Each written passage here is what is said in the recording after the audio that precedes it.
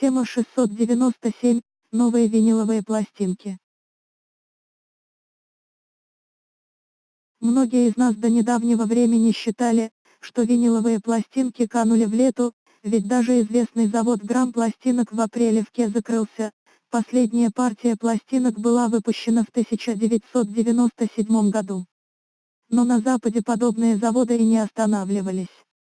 Более того, в настоящее время они наращивают обороты, потому что идет очередное повышение спроса на виниловые пластинки, что отмечает не только Global Trends, но и множество западных и южноазиатских экспертов. Я читала их удивление и восхищение в интернете, они даже ломают голову, чем это винил лучше цифры. Они говорят, что винил звучит теплее цифры. Слушать виниловую пластинку – все равно что вкушать в изысканном ресторане, а прослушивание цифровых записей сродни потреблению фастфуда. В одной статье я прочитала, что прибыль американских виниловых компаний в 2015 году превысила суммарную прибыль потоковых компаний, таких как Spotify. И их суммарная прибыль достигла самого высокого уровня с 1988 года. Именно США являются лидерами по производству винила, и, как я прочитала в одном исследовании, именно потому, что там более ценят качественную музыку. Эта безудержная мода на винил стала овладевать и россиянами. Это косвенно подтверждается огромным количеством проигрывателей виниловых пластинок, которые продают.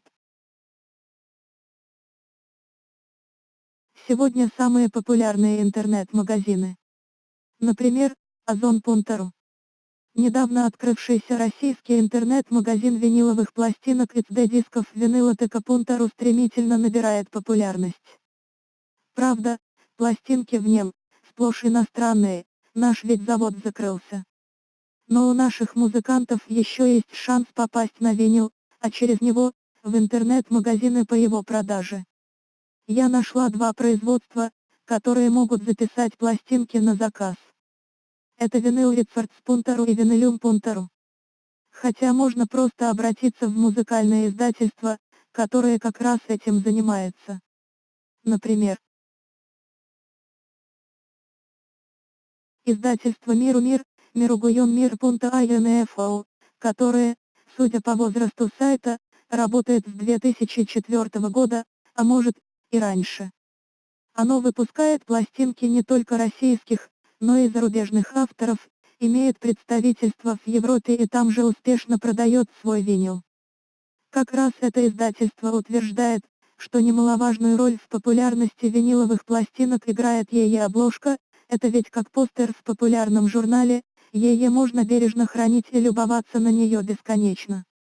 На Западе пластинки, кстати, выпускают не только крупные заводы и издательства, но и мелкие предприниматели. Причем, они выбирают какую-то свою узкую нишу, чтобы отличаться от прочих производителей. И успешно продают свои пластинки своей целевой аудитории. Например, основатели фирмы Ahorn Records Кевин Бержерон и Сюзанна Сота начали выпускать пластинки с саундтреками из культовых фильмов ужасов, их сайт – ahornrecords.com. И это не просто пластинки, которые можно слушать, это настоящий оригинальный подарок, возможно, это еще одна из причин популярности виниловых пластинок. У них не только красивая дизайнерская обложка и информационный вкладыш, сам диск выглядит очень оригинально. Популярность молодого интернет-магазина растет прямо на глазах. Отчасти этому способствует Instagram, instagram.com/ahornrecords/чейра-парентесис-соме, в котором компания выкладывает картинки всех новинок. Пластинки, наверное, никогда не умрут, как не умирают красивые книги. Красивую книгу могут купить не только из-за качественного содержимого, но и за красивое оформление, за запах типографской краски, за прохладу ее листов, за ощущение тяжести в руках и весомость обладания ею.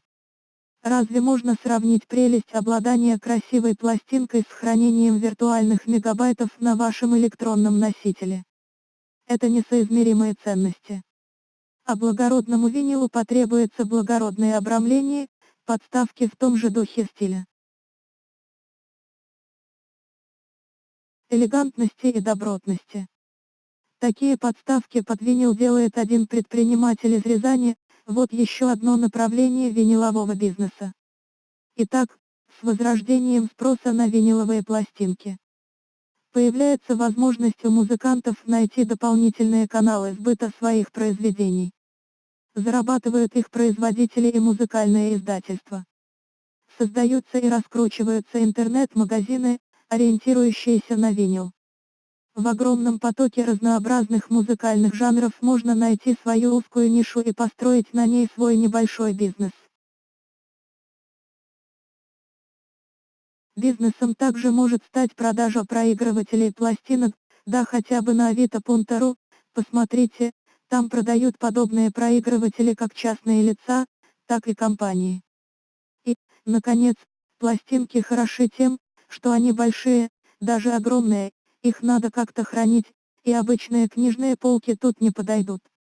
Вы можете заняться производством оригинальных стильных подставок для них, ведь такую красоту можно хранить только в стильном обрамлении.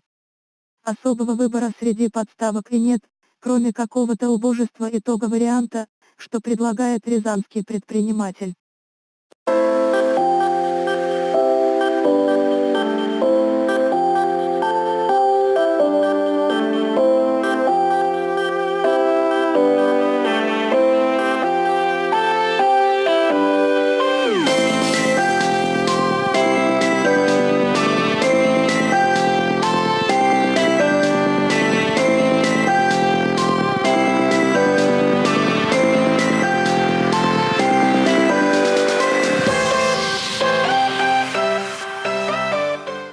Подпишись на канал «Идеи домашнего бизнеса» и жми колокольчик для уведомления о действиях канала.